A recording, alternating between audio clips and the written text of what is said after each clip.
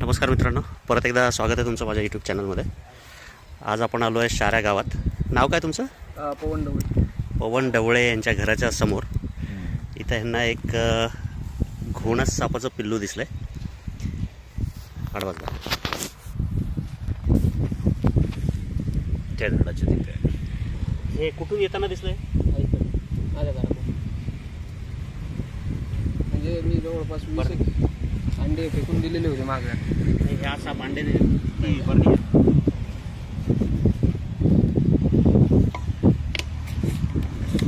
ते पिल्लं direct जन्मतात। घोणसचे direct पिल्ले जन्मतात। आपल्या घरात धुवून घेऊ का? धुवून न घेऊ, पुसून घेऊ। अंडे नाही देत का? नाही, डायरेक्ट पिल्लं जन्मत आहे।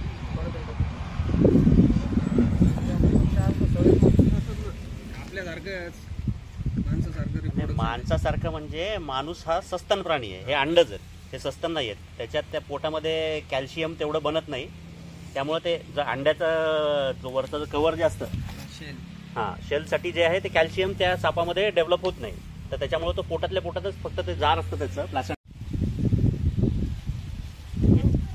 अजून निघायचे चान्सेस आहेत पिल्लं।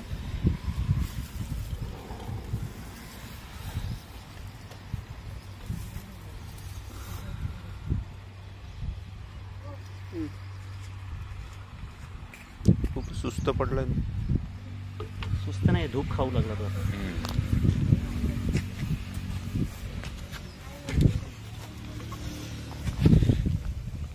बघू शकता किती सुंदर आहे हा साप दिसायला। आता ती सवय झाली।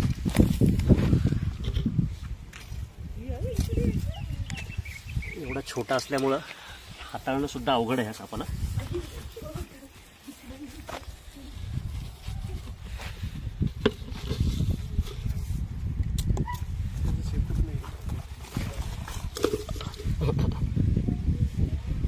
कलर खूप फ्रेश आहे, पण झाला सक्सेसफुली रेस्क्यू।